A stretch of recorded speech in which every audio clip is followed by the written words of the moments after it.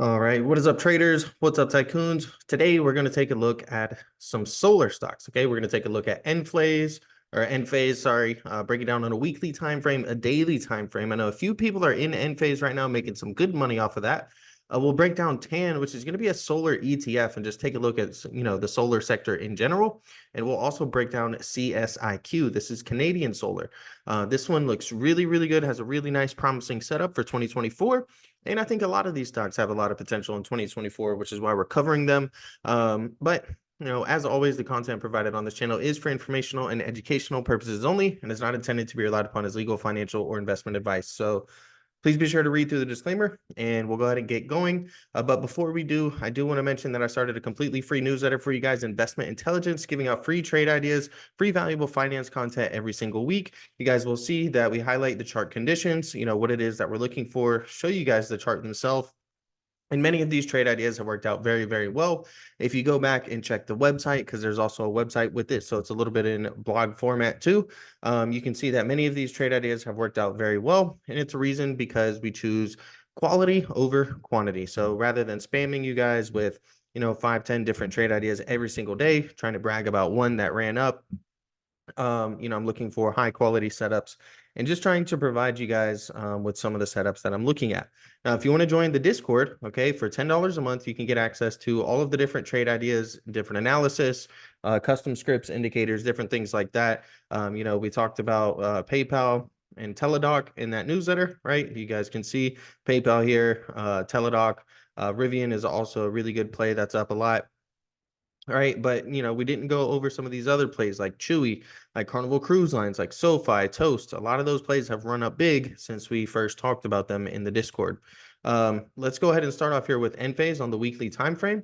And so Nphase has a lot of potential right now. Okay, if we take a look at a weekly time frame, the RSI is not overbought yet. Okay, so the RSI still has plenty of room to go. All right, we saw a nice bullish crossover here on the MACD, and that led to us breaking out of this long-term down trend line that we tested a few times over here on the weekly time frame for Nphase. So for right now, it's holding above 133. We have support at 133 and 129. Those are going to be some of the areas to look for in case it does pull back. But when we zoom into the daily time frame here, we can see that it is getting pretty frothy, right? It's hovering over there in that overbought territory. So maybe now is not the best time to necessarily get in. But when you take a look, there's 3 gaps up above. That's what all of these blue boxes are, and it looks very, very promising. Now, you do want to be cautious because there's 1, 2 gaps to the downside to fill. And so, the big question that you ask yourself when it comes to these gaps is not so much if a gap is going to fill, but rather when is a gap going to fill. Now, we're pretty close to these gaps up. So, we are kind of favoring the first gap up filling. We'll just have to see, where that goes. If we can hold that 133, 129 support level, then that's when we would look for us to potentially just grind a little bit higher here and head into that. But there are some other names in there. Okay, if you take a look at the solar ETF itself, TAN, you can see it's trading in this nice bullish channel here. Now, some would say that, hey, maybe this is a bear flag. You have the flag pole itself here, and then here's the flag itself. So we'll have to see how this develops and how this plays out. But if you look here, this one previously, it has a little bit of bearish divergence, which if you're not familiar with that, that's when, a stock makes a high, right? We make highs over here on the RSI, and then we come over, make higher highs, and we made lower highs. Well, we actually broke the bearish divergence from Friday. Okay, so whenever we came and made these higher highs, the RSI started making lower highs, and we actually just broke out of that trend line right here. And we're not in overbought territory yet for TAN. So the solar sector is showing lots of strength right now, and it's breaking out of this bearish divergence. So we may be able to see it continue to push up higher, right? We just have to be mindful that, hey, we basically closed that resistance here for TAN, which is 53.59. And then we also closed right along that upper bound, that upper region of the trend line of our bearish or our bullish channel right here that we have.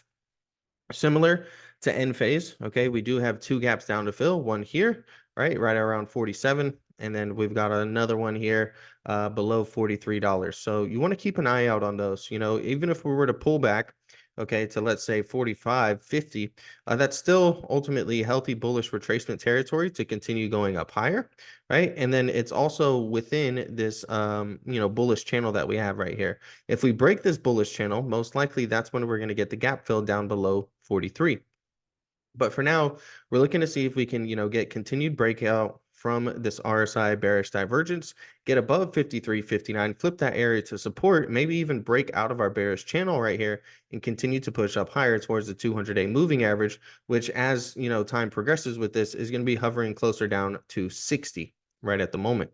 All right, another name that I'm looking at is CSIQ. All right, in CSIQ, I'm basically just going to let this one top out, see where the top is, okay? We're getting very close to the 26-24 target right here. And you can see that there was old support here, and then we broke through that area of support. And so it makes a lot of sense for us to come back and retest this zone as an area of liquidity. Now, will it be sell side liquidity to the downside to potentially fill the gap down here, which is going to be right around 21.97? Or I'm sorry, 22.93, or can it turn into demand, right, and push us up higher towards 28.21? That's the main thing you want to see. Now, you would prefer to see bullish consolidation here, an absorption of overhead supply, and then flip that to a demand imbalance and push higher. But in 2024, I think CSIQ has the potential to come up to the $34 area. Okay. Now, really, we got a 1, 2, 3, 4, 5 down. All right. And typically after a 5-wave move, you would expect an ABC correction. Okay. And so these are all of the retracement levels, retracement targets for that ABC correction.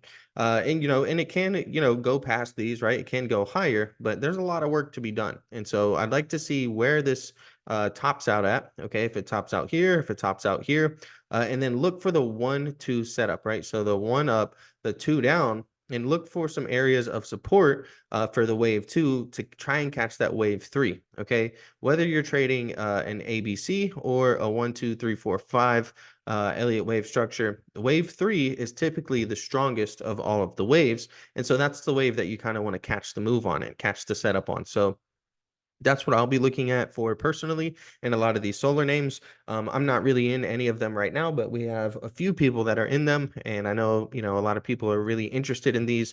One thing about these is that Treasury yields skyrocketed last year. Okay, or really, I'm sorry, this year Treasury yields skyrocketed.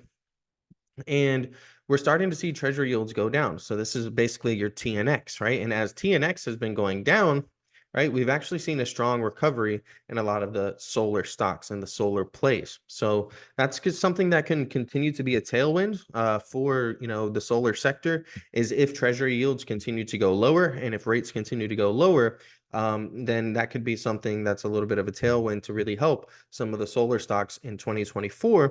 And what's been happening is the market's been rebalancing and essentially rotating into some of the plays that they think are going to benefit and really have strong performance in 2024.